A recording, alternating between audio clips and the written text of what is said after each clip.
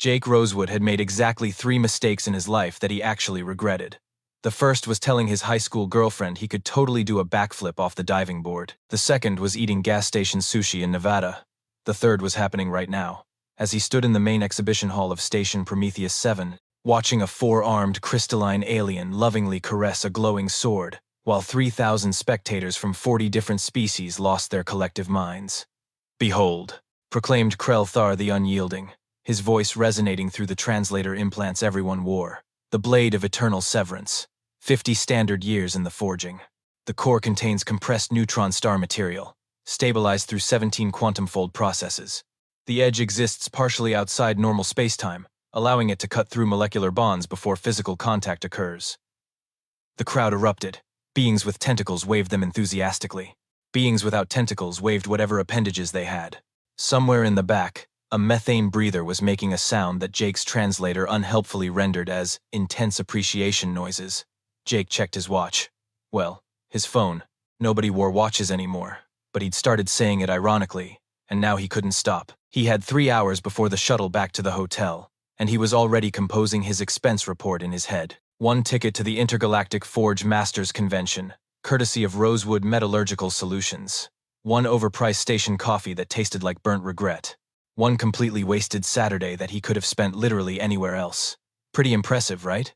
Officer Briggs materialized at his elbow, holding what appeared to be an alien pretzel. Briggs was technically his security escort, assigned by the company after that incident on Tau CD4 that everyone agreed never to discuss again. She was enjoying this way too much. "It's a knife," Jake said flatly. "It's a knife that cost more than our entire annual R&D budget and can apparently cut through reality itself. Cool.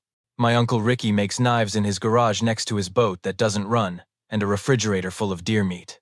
Some of them are pretty nice." Briggs snorted into her alien pretzel. "Does your Uncle Ricky use neutron star material?" "No, he uses garbage steel from old lawnmower blades and railroad spikes, makes Damascus patterns that look like tiger stripes, sells them at Renaissance fairs for $200 a pop." Up on the stage, Krell Thar was still going. The guy had 12 consecutive championship wins and apparently intended to talk about every single one of them. His crystalline body refracted the stage lights into rainbow patterns that were probably very beautiful if you weren't slowly dying of boredom.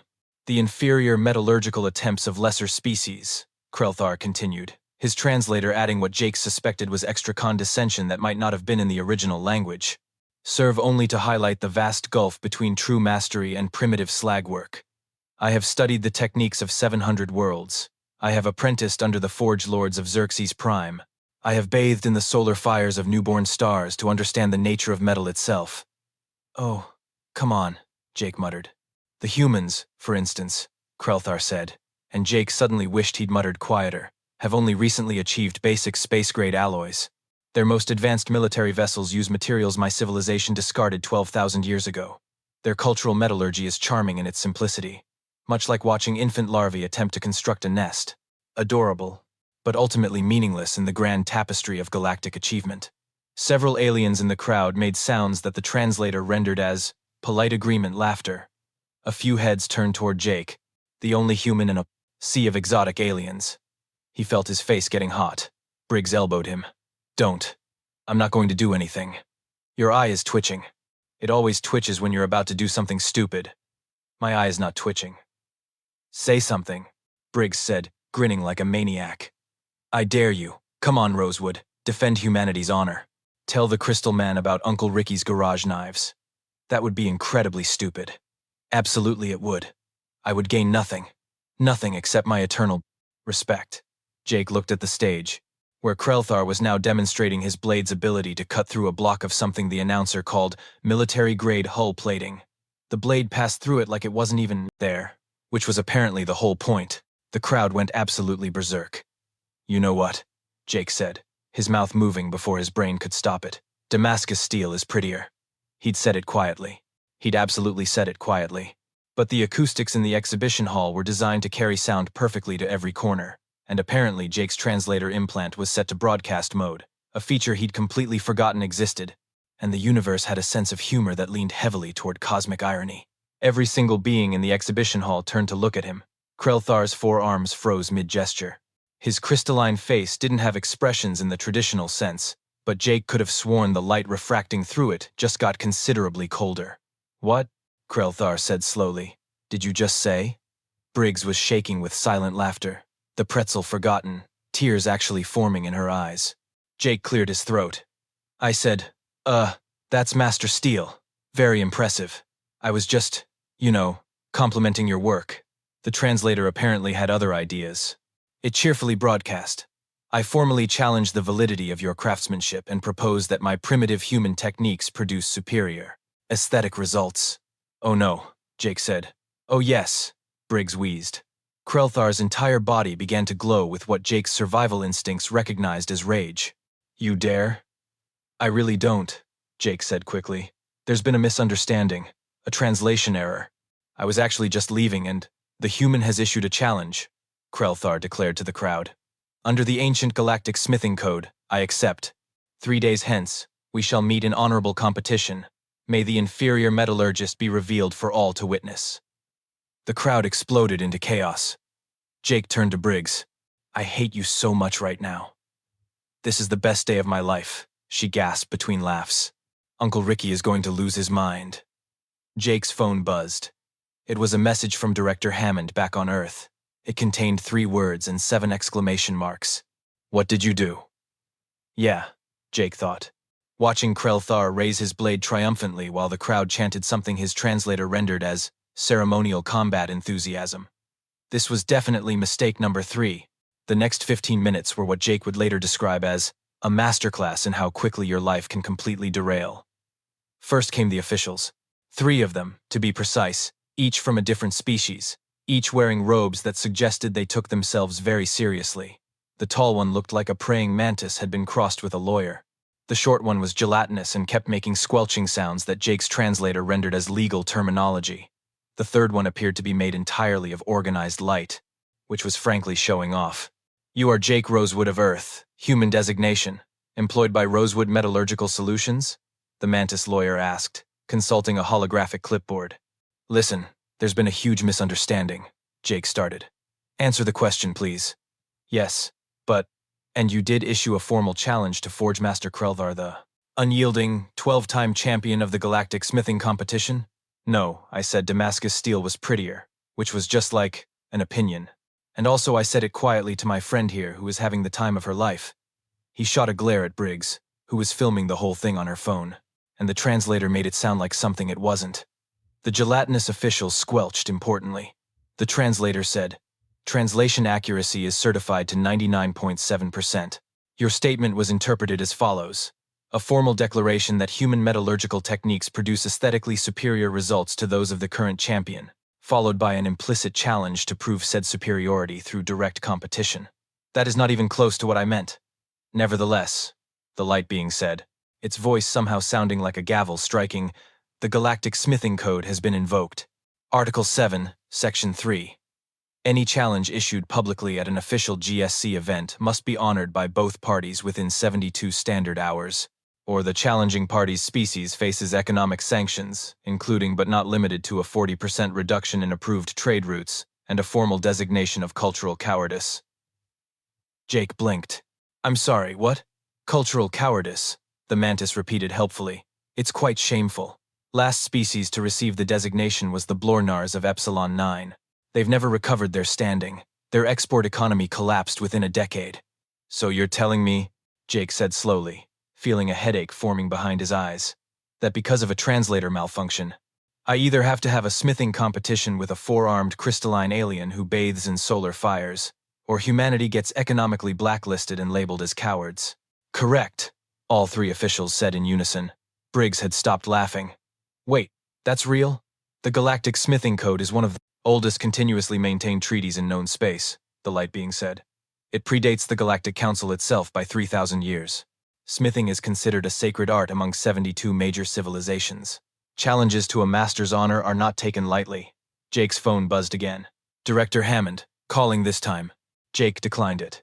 It immediately buzzed again. He declined it again. The 3rd time he answered. Jake, what in the actual hell? I know. The council is already calling me. Do you understand what a 40% trade route reduction would do to... I know. And cultural cowardice? Cultural cowardice, Jake? Do you know how many memes that's going to generate? Earth is already a joke to half the galaxy. We don't need, I know, director. There was a pause. Jake could hear Hammond breathing heavily on the other end. Finally, can you win? Can I beat an alien who's been smithing for probably centuries using materials I've never heard of in a competition judged by people who already think humans are primitive? What do you think? I think you better figure it out, because if you don't, I'm going to personally ensure your next assignment is cataloging iron ore in the asteroid belt until you retire. The call ended. Jake looked at Briggs. You owe me. Forever. I really do, she admitted, at least having the decency to look slightly guilty.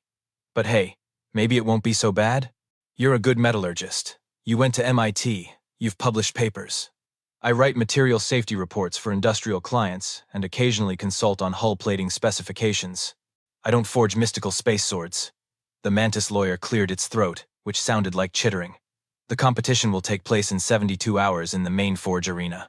You will be provided a standard workspace, tools, and access to material suppliers. The judging criteria are technical mastery, artistic vision, practical functionality, and innovation. Do you have any questions? Jake had approximately 8,000 questions, but he started with, "Can I call my uncle?" The officials looked at each other in what might have been confusion. Your uncle? The gelatinous one squelched. Yeah, he actually knows how to make Damascus steel. I mostly just know the metallurgical theory behind it. If I'm going to not completely humiliate my entire species, I'm going to need help. Outside assistance is permitted in the preparation phase, the light being said.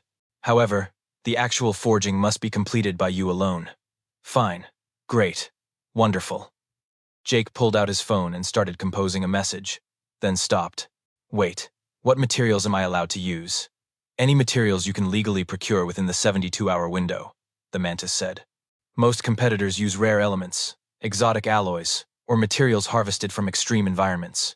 I believe Krelthar has already arranged for a shipment of crystallized dark matter and purified adamantine from the core of a magnetar.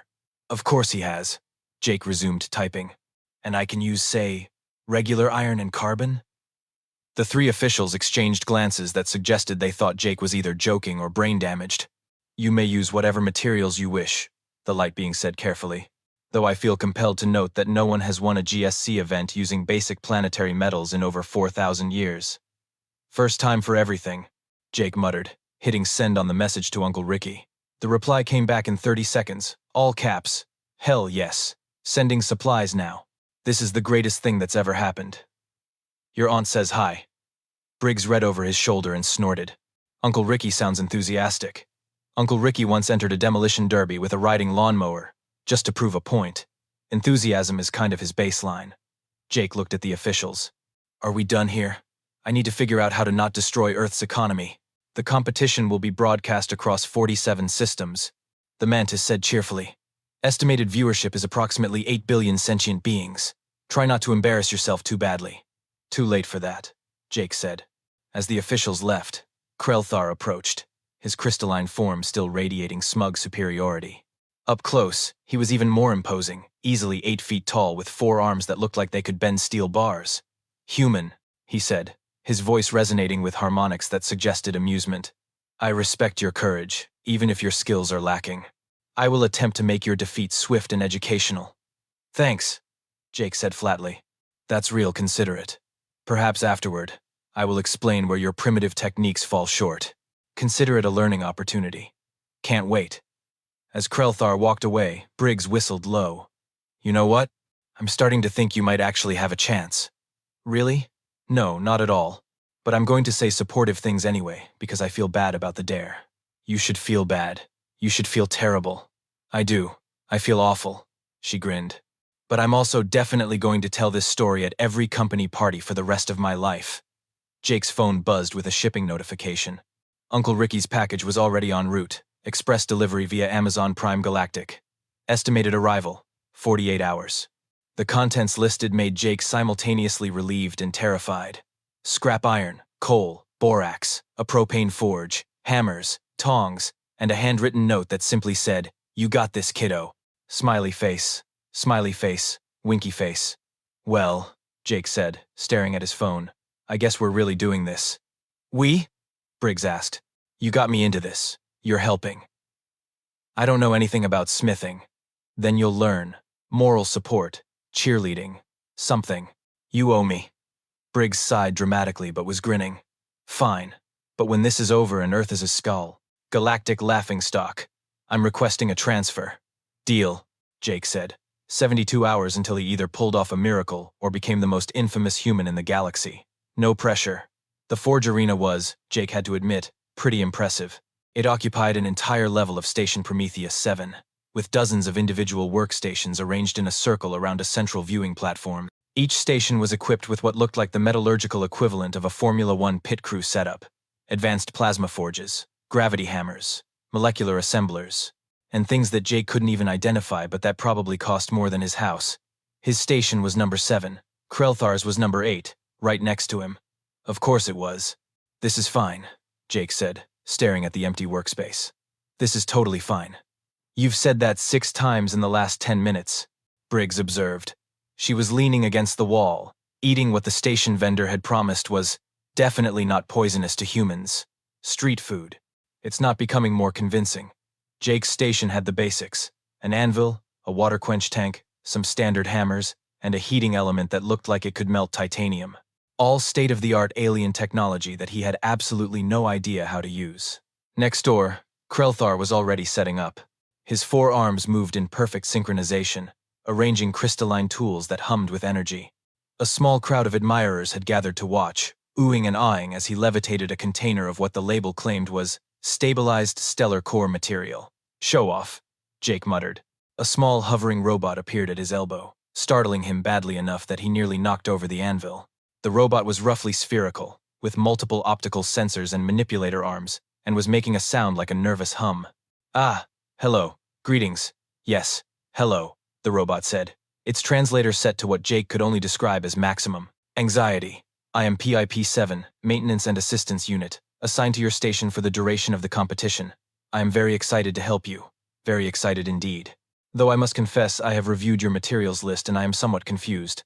Not that confusion is bad. Confusion can be educational, but… Pip, Jake interrupted gently. Breathe. Do you breathe? Never mind. It's nice to meet you. Oh, you are very kind indeed.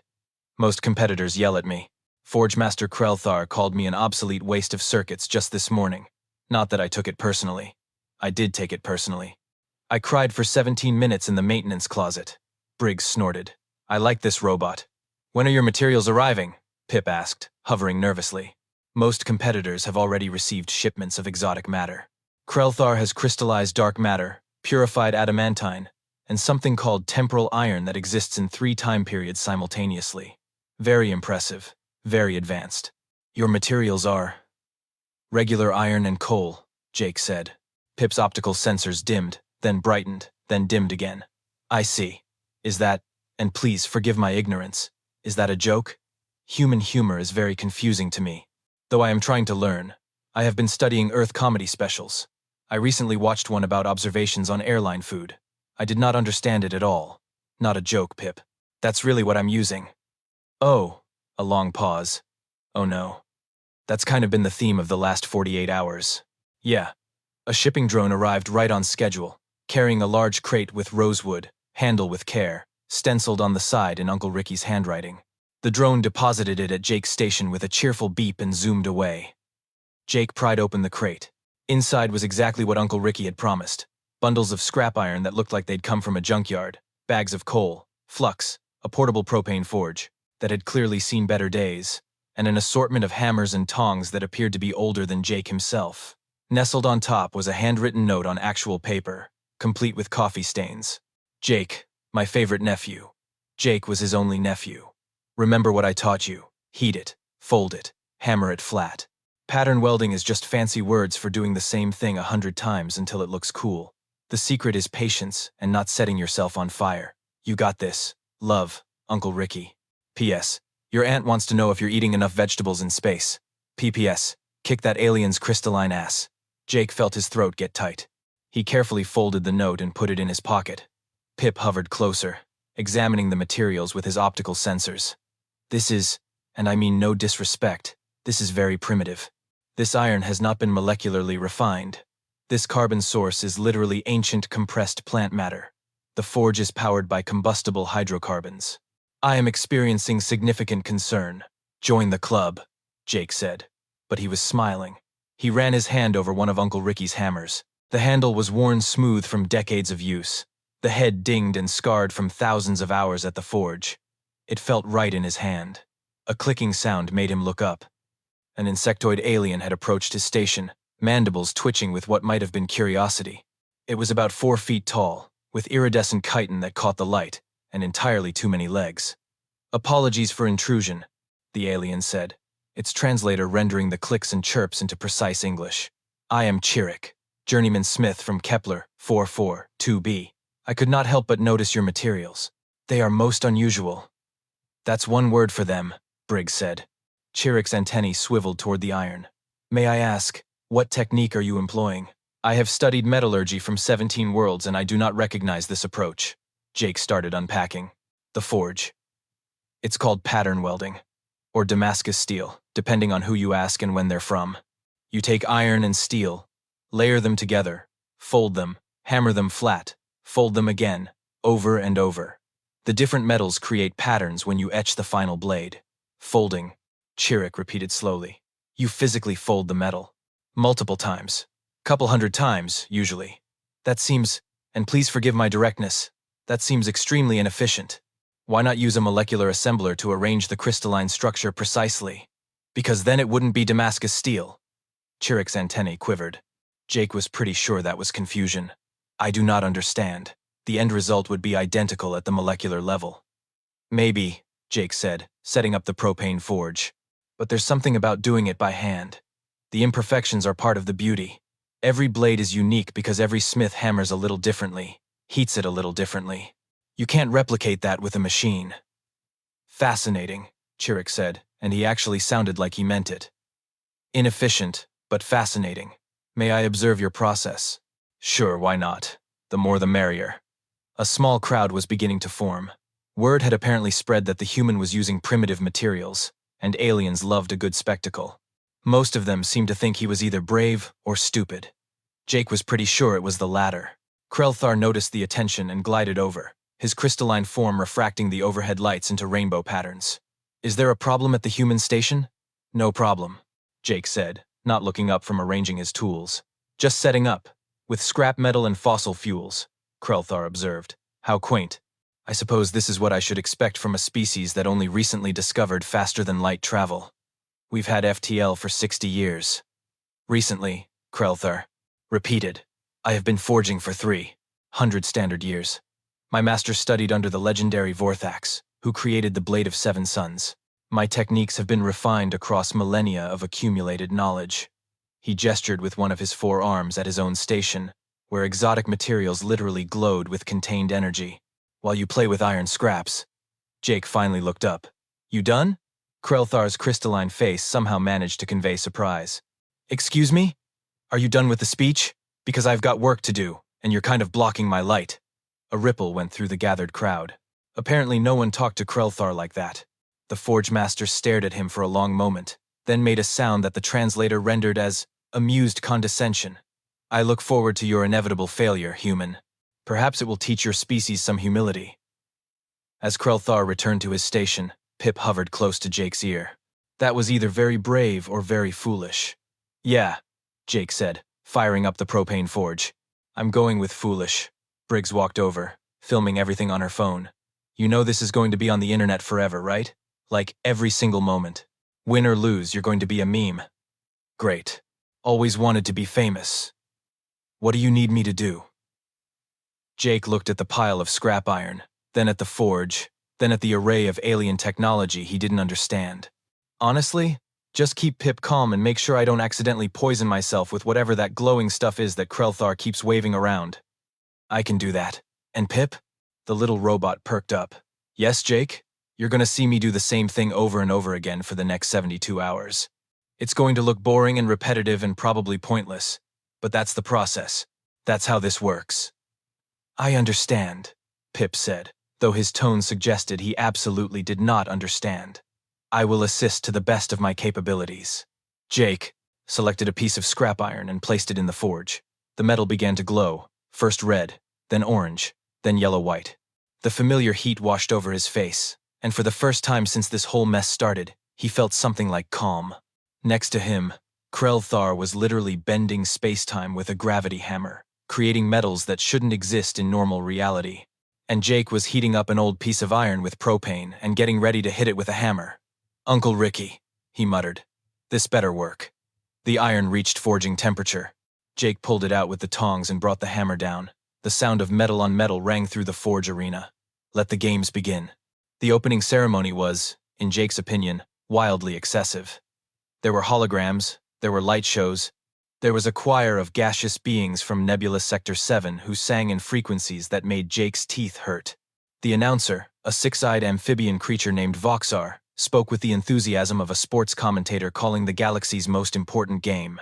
"Welcome, welcome, welcome to the 4062nd Galactic Smithing Championship Forge-Off." Voxar's voice boomed through the arena. "Today we witness a challenge that has captivated 47 star systems. In one corner, the reigning champion, the master of masters, the crystalline legend himself, Krellthar the unyielding." The crowd went absolutely berserk.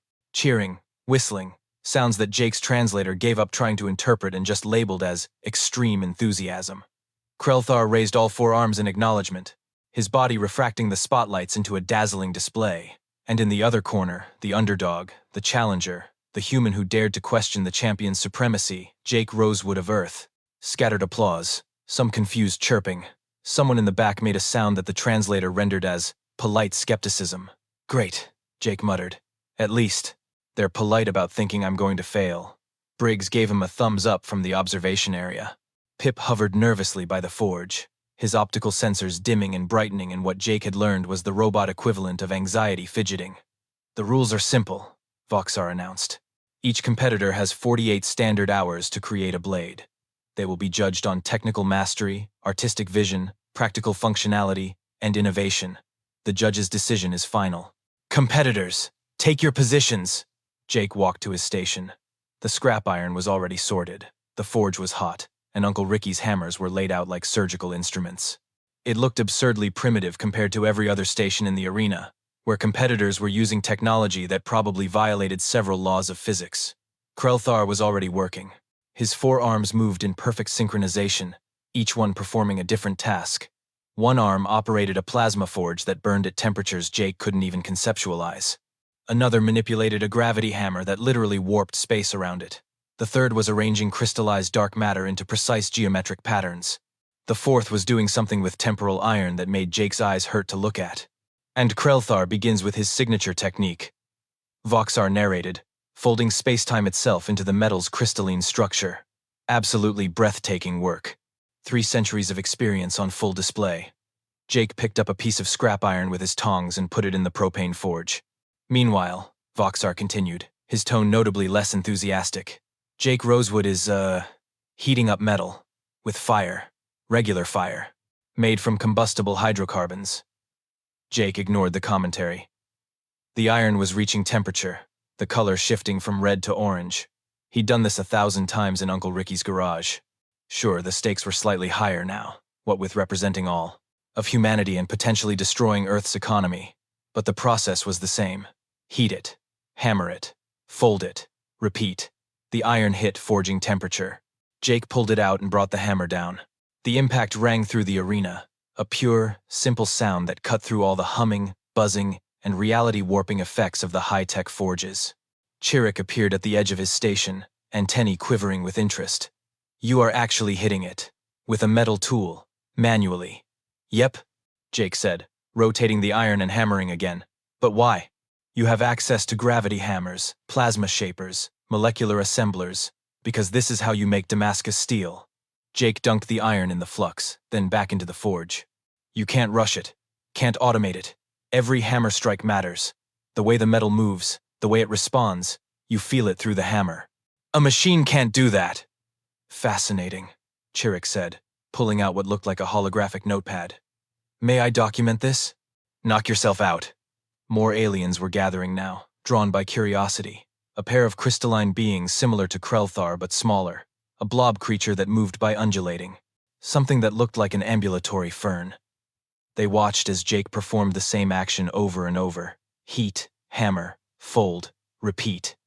This is, and I say this with great respect, one of the crystalline beings said, the most boring smithing technique I have ever witnessed. It's meditative, Jake said, not looking up. It is repetitive. Same thing, different perspective. Voxar's commentary continued in the background. Krelthar has now begun the quantum folding process, where the metal exists in multiple states simultaneously until observed by the wielder. This technique alone took him 70 years to master. The precision required is, frankly, beyond most beings' comprehension. Jake folded his iron for the 20th time. Then the 30th. Then the 50th. Pip hovered. Closer. Jake, I have been calculating. At your current rate, you will need to fold the metal approximately 256 times to achieve the pattern density you described. That will take, accounting for heating time and necessary breaks, approximately 38 hours. Sounds about right. That leaves you only 10 hours for shaping, heat treating, grinding, and finishing. Yep. That seems, and please do not take this as criticism, that seems like very poor time management. It's the process, Pip. Can't rush Damascus. The little robot's optical sensors dimmed. I am experiencing what I believe humans call stress. Welcome to the club. Hours passed. Jake fell into the rhythm of the forge, the same rhythm Uncle Ricky had taught him when he was 16. Heat until the metal glows the right color. Not too hot or it'll burn. Not too cool or it won't move. Hammer it flat, watching the way the sparks fly, listening to the sound of the impact. Fold it over. Back into the forge. Again, and again, and again. Around him, the other competitors were creating miracles. Krelthar's blade was taking shape, a curved sword that seemed to exist partially outside of normal reality. Every time Jake glanced at it, the edges looked slightly different, as if the blade was deciding what shape it wanted to be. But Jake kept hammering. The crowd's interest in him evolved through several phases. First was curiosity, then boredom, then something that looked like pity. Then, strangely, a kind of fascinated respect. The human has been performing the same action for 6 hours. One commentator noted, the dedication is, one must admit, impressive. Or foolish, another added. Perhaps both. Chirrut never left. The insectoid alien watched every hammer strike, recording everything, occasionally asking questions. Why did you rotate it that way? How do you know when it's hot enough? What does the color of the sparks tell you? Jake answered when he could. But, mostly, he just worked. The familiar ache settled into his shoulders, his back. His hands remembered the weight of the hammer, the angle of the strike. This was the part that no amount of alien technology could replicate. The human element, the imperfection, the way his specific technique would create patterns that had never existed before and would never exist again. By hour 20, his billet of laminated steel was taking shape. The layers were visible when he cleaned the scale off. Alternating lines of high and low carbon steel twisted and folded into each other. Oh, Chirrut said, his antennae going very still. Oh, I see it now. The pattern. It is emerging from the chaos. That's Damascus, Jake said, wiping sweat from his forehead. Controlled chaos. Krelthar finished his blade at hour 32. The unveiling was spectacular. The sword glowed with inner light, its edge so sharp it seemed to cut the air itself. When Krelthar held it up, reality bent around it, creating distortion effects that made Jake dizzy to look at. The crowd erupted. Voxar practically screamed into his microphone.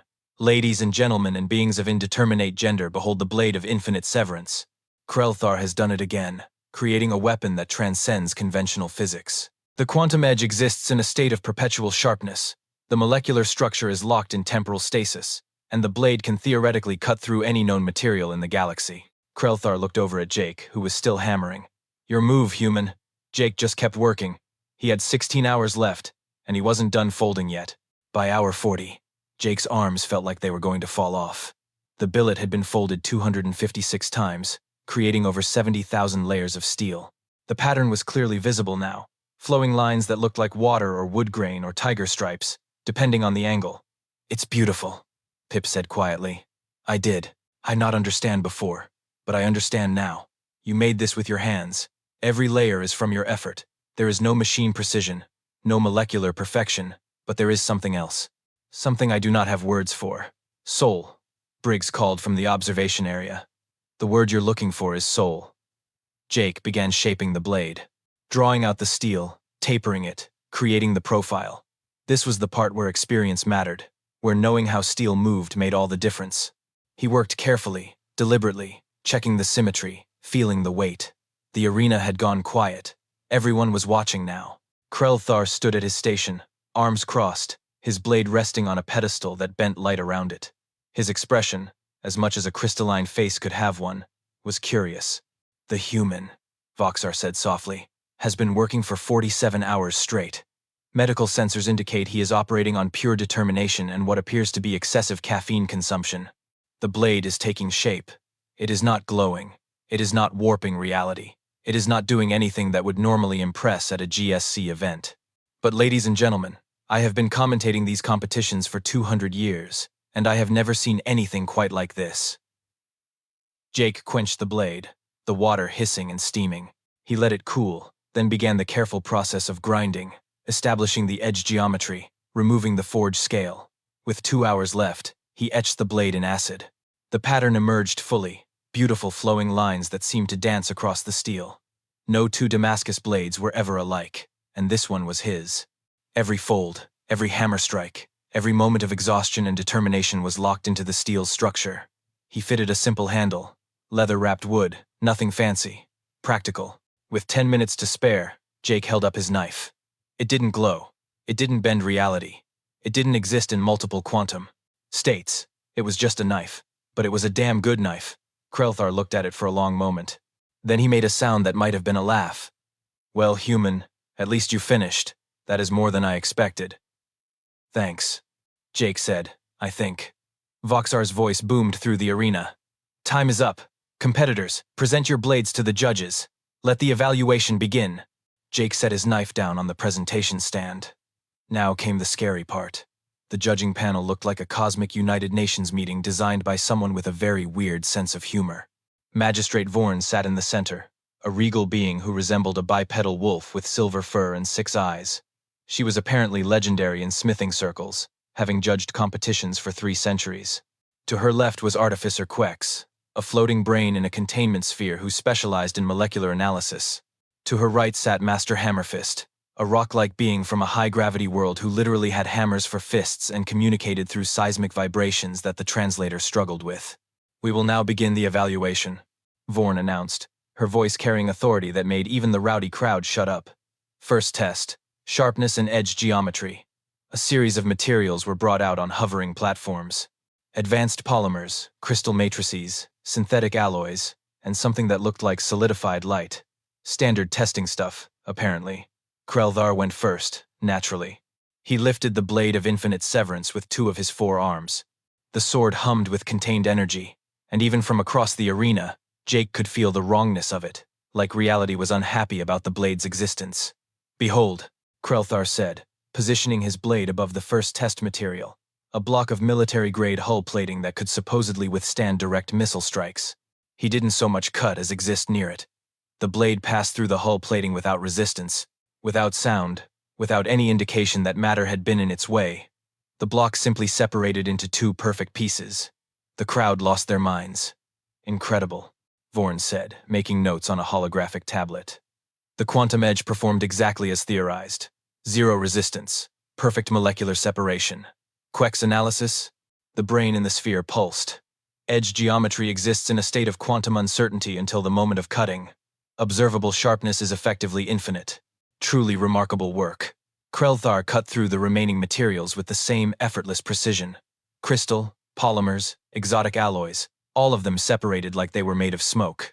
He finished by casually slicing through the solidified light, which Jake hadn't even known was possible. "Well," Briggs said from the observation area, her voice carrying in the sudden quiet, "we're completely screwed."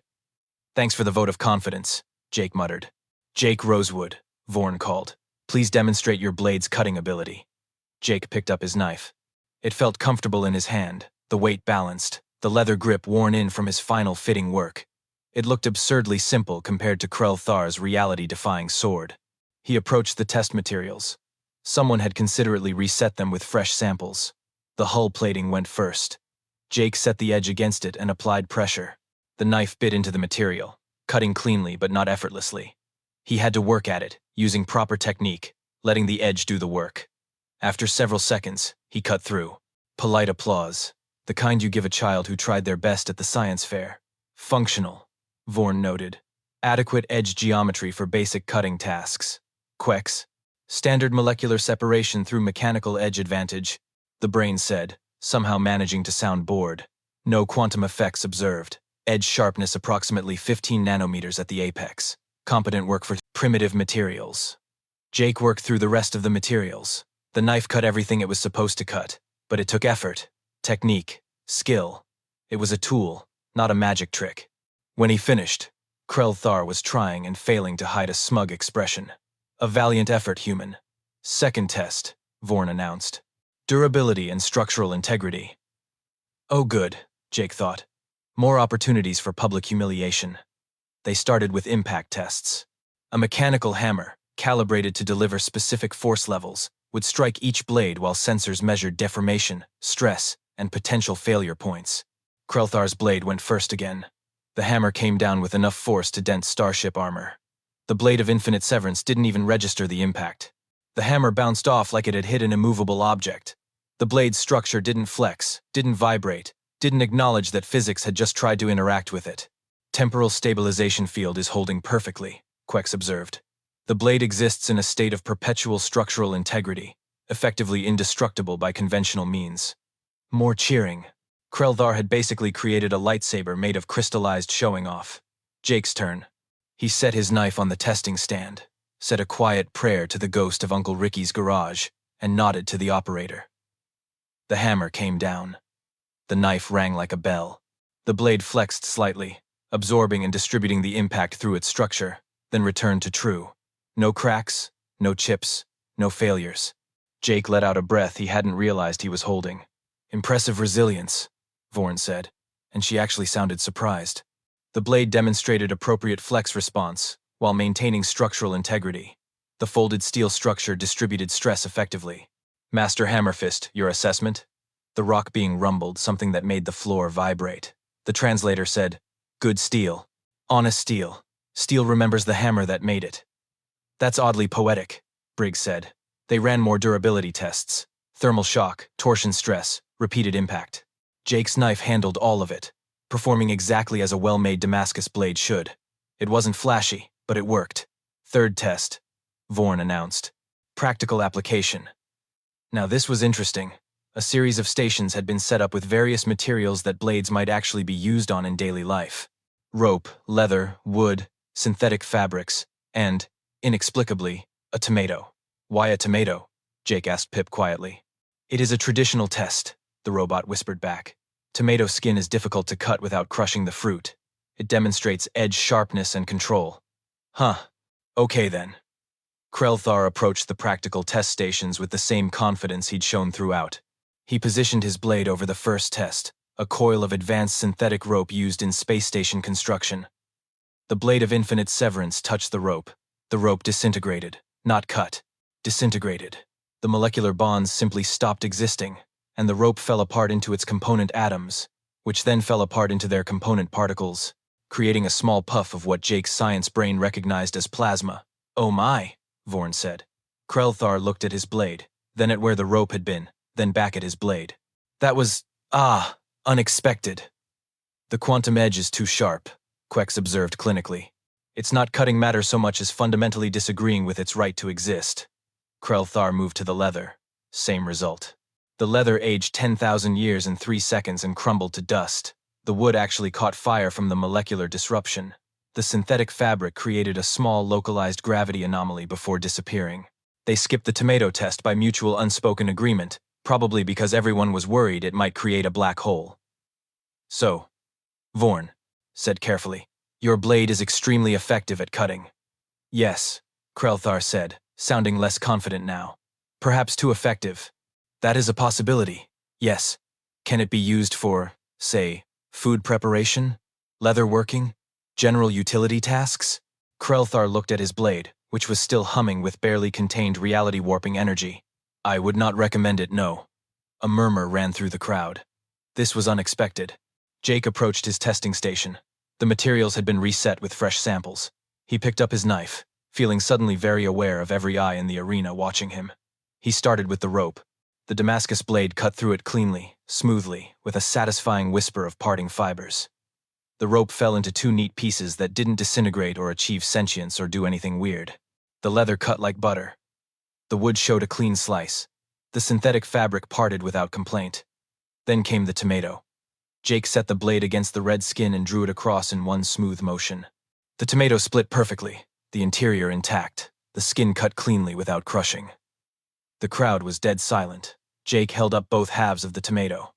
"Still good for a salad," he said. Someone in the back started laughing. Then someone else. Then the whole arena erupted in laughter and applause. Krelthar stared at the tomato like it had personally insulted his ancestors. "Fascinating," Vorn said, writing furiously on her tablet. "The Damascus blade demonstrates practical utility across a wide range of applications. It cuts effectively without overpenetration or material destruction. Quex. The edge provides optimal material separation without inducing secondary molecular effects," the brain said. "It is, and I must stress this is not an insult. Extremely average in the most useful way possible." "Master Hammerfist?" More seismic rumbling. The translator said, "Blade knows its job. Does job. Good blade." Vorn looked at both competitors. "This brings us to our final question, and perhaps the most important one. Can your blade be safely handled and used by a non-specialist?" She held out one of her 6-fingered hands toward Krelthar. "May I?" Krelthar hesitated. "I should mention that the blade requires a containment field when not in active use, and the wielder should maintain a constant state of quantum observation to prevent the edge from destabilizing. Also, there are approximately 17 safety certifications required by Galactic Council regulations before. So no, then," Vorn said. "No," Krelthar admitted quietly. She turned to Jake. "And yours?" Jake held out the Damascus knife, handle first. "It's a knife. Just, don't run with it or point it at anyone." Vorn took it carefully. She tested the weight, examined the pattern in the steel, ran her thumb along the spine to check the taper. She made a few practice cuts in the air, then set it down gently. "It's beautiful," she said simply, "and functional, and safe, and it won't accidentally destroy the station if someone drops it." She looked at the other judges. They huddled together, Quex's sphere pulsing, Master Hammerfist rumbling, all of them consulting displays and data readouts. Jake glanced at Krelthar. The crystalline alien was staring at his blade with what might have been the first hint of doubt Jake had seen from him. "Well," Krelthar said quietly, "this is unexpected." "Yeah," Jake agreed. "Tell me about it." Vorn returned to her seat.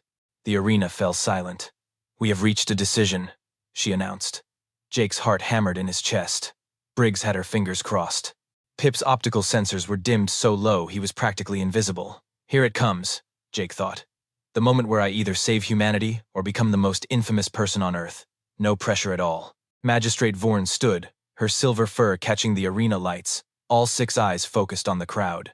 The silence was so complete that Jake could hear his own heartbeat, which was doing a pretty good impression of a drum solo. "This has been," Vorn began, "one of the most unusual competitions in the 4,000-year history of the Galactic Smithing Championship." Jake's stomach dropped. That couldn't be good. "We have witnessed 2 vastly different approaches to the art of blade making. On one hand, we have Krelthar's Blade of Infinite Severance, a technological and theoretical marvel that pushes the absolute boundaries of what is physically possible. The craftsmanship is, without question, extraordinary.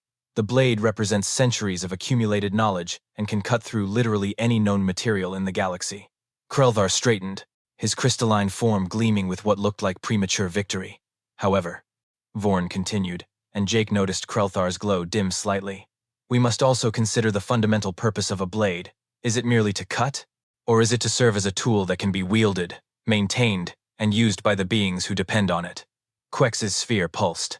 "From a purely technical standpoint, Krelthar's blade is superior in nearly every measurable category: sharpness, durability, theoretical performance.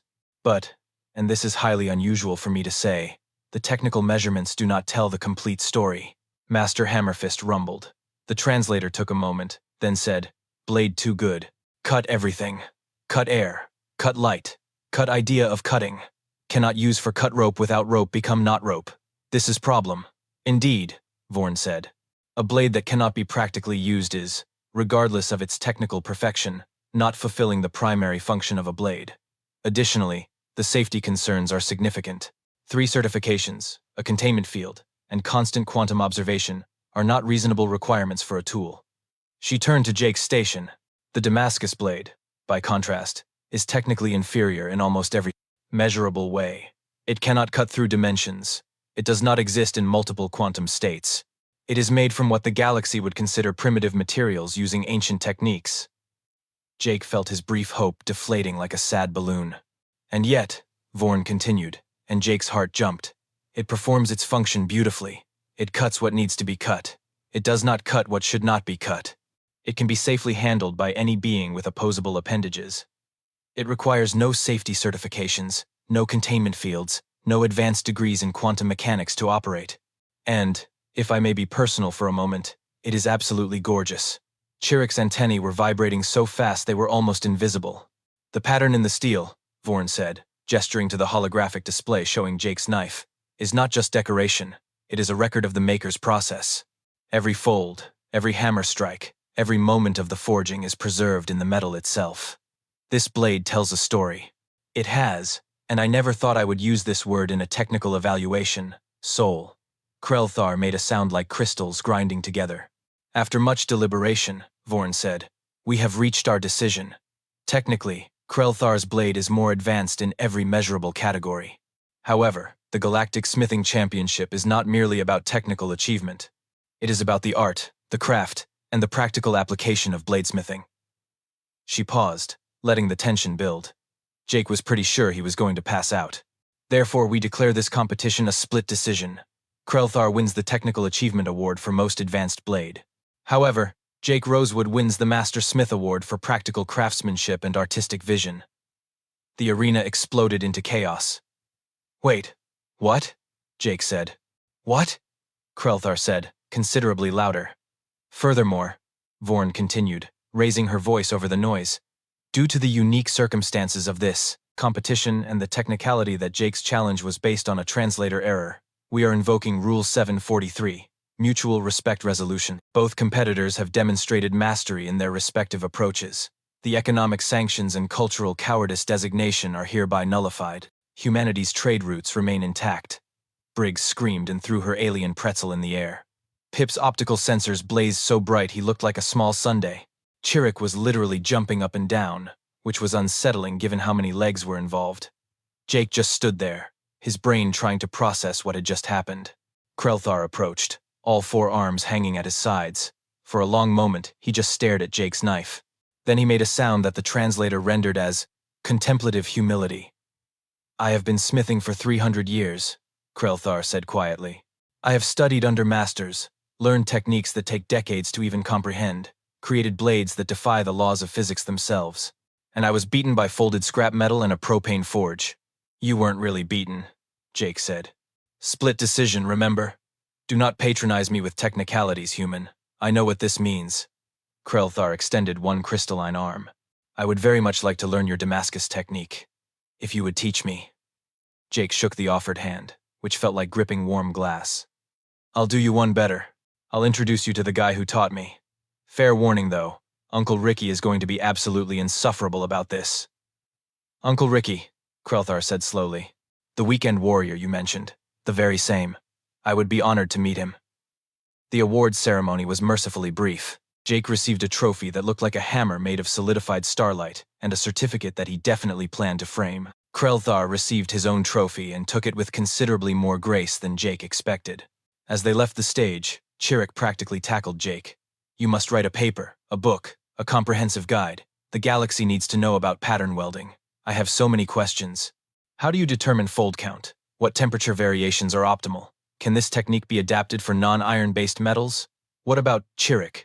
Jake interrupted gently. Breathe. Do you breathe? Anyway, I'll answer all your questions, but maybe not all at once. Yes, of course, forgive me. I am simply very excited. Extremely excited. Unprecedentedly excited. 2 hours later, Jake was in his hotel room on Station Prometheus 7, having the most surreal video call of his life. Uncle Ricky's face filled the screen, his weathered features split in the biggest grin Jake had ever seen. Behind him, Aunt Marie was crying, happy tears and waving. Behind them, the garage workshop was visible with its scattered tools and works in progress. That's my boy, Uncle Ricky bellowed. You folded the hell out of that steel, didn't you? I did exactly what you taught me, Uncle Ricky. Damn right you did. And now you got a space crystal wanting to learn from me? This is the best day of my entire life. Your aunt already cleared out the guest room. When's he coming to visit? He's actually here, Jake said, stepping aside. Krelthar moved into frame, ducking slightly to fit his 8-foot crystalline form into view of the camera. Greetings, Uncle Ricky. I am Krelthar, the Unyielding, 12-time galactic champion, master of advanced metallurgical techniques, and I would be deeply honored to learn your craft. There was a long pause. Then Uncle Ricky started laughing so hard he had to sit down. Oh man, he wheezed. Oh, this is great. Okay, listen up, space buddy. First thing you gotta know about Damascus steel is it's gonna test your patience. No fancy quantum stuff. No gravity hammers. Just you, the metal, and a whole lot of elbow grease. You think you can handle that? Krelthar's body dimmed slightly, which Jake had learned meant he was being thoughtful. I believe so. I have spent 300 years mastering complex techniques. Surely I can learn a simple one. Uncle Ricky grinned. Simple don't mean easy, friend. But I like your attitude. Jake, you bring him by when you're back Earthside. We'll fire up the forge. I got some old lawnmower blades that'll make a beautiful knife. Lawnmower blades, Krelthar repeated slowly. Yep, they're usually decent high-carbon steel, perfect for Damascus. Plus, they're free if you know where to look. Behind Krelthar, Chirik had somehow wedged himself into frame. May I also attend? I have 17,000 questions about the thermodynamic properties of— Sure, the more the merrier, Uncle Ricky said. Fair warning, though. My garage isn't climate-controlled, and my forge is held together with prayer and duct tape. It sounds perfect, Chirik said sincerely. The call went on for another hour, with Uncle Ricky enthusiastically explaining his setup, while Aunt Marie forced everyone to look at baby pictures of Jake. Krelthar took notes. Chirik recorded everything. Pip, who had insisted on being included, provided helpful commentary about how none of this made sense from an efficiency standpoint, but was beautiful anyway. After they finally signed off, Jake collapsed on his hotel bed. Briggs walked in with 2 beers from the station bar. So, she said, handing him one. You saved humanity's economy, won an intergalactic smithing competition through a technicality, and somehow convinced a 300-year-old alien master smith to take weekend lessons from your uncle who makes knives in his garage. How does it feel? Exhausting, Jake said. Surreal. Also, my shoulders hurt so much I might need to visit the station medical bay. You know you're going to be famous, right? This whole thing was broadcast to 47 systems. You're already a meme. I've seen at least 6. Different versions of alien. Creates impossibly advanced blade. Human. My uncle makes these on weekends. Jake groaned. Great. That's exactly what I wanted. His phone buzzed. A message from Director Hammond. We need to discuss merchandising rights. Also, you're getting a raise. Also, I'm sorry I doubted you. Also, please never give me a heart attack like that again. Another message, this time from a Galactic Trade Consortium representative. Multiple species have expressed interest in commissioning Damascus steel blades. Are you accepting orders? And another, from someone claiming to be a documentary producer. Would you be interested in hosting a show about human craftsmanship techniques? Working title, Primitive Technology, Space Edition. I just wanted a quiet job doing metallurgical reports, Jake said to the ceiling. Too late for that, Briggs said cheerfully. You're the guy who beat a space demigod with scrap metal and a propane forge. That's your legacy now. Uncle Ricky is never going to let me hear the end of this. Nope. Jake's phone buzzed one more time. This time it was Uncle Ricky, sending a photo of himself in the garage, holding a hammer triumphantly, with a caption that read, Weakened warrior saves the galaxy. Tell that crystal fellow I'm making a special blade just for him. Something pretty. Jake couldn't help but smile. He'd accidentally challenged an alien master smith, nearly destroyed Earth's economy, represented humanity in front of billions of viewers, and won through the sheer stubborn simplicity of good old-fashioned craftsmanship. And somehow, against all odds and reason, it had worked. You know what the best part is? Jake said. What's that? Damascus steel really is prettier. Briggs laughed. Yeah, it really is. Outside the window, Station Prometheus, 7 glittered against the backdrop of stars.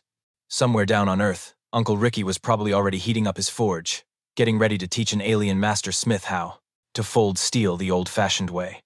Somewhere in the galaxy, Chirik was probably writing the first of what would surely be many papers on human metallurgical techniques. And somewhere in the vast universe, Beings were learning that sometimes the old ways weren't primitive. Sometimes they were just right. Jake raised his beer. To Uncle Ricky. To Uncle Ricky, Briggs agreed, clinking her bottle against his. Weekend warrior and accidental savior of humanity. He's going to want that on a t-shirt. Oh, absolutely. And in the quiet of the hotel room, with the weight of an improbable victory settling around him like a comfortable blanket, Jake Rosewood allowed himself to finally, completely relax. He'd hammered his way to victory, one fold at a time, just like Uncle Ricky taught him.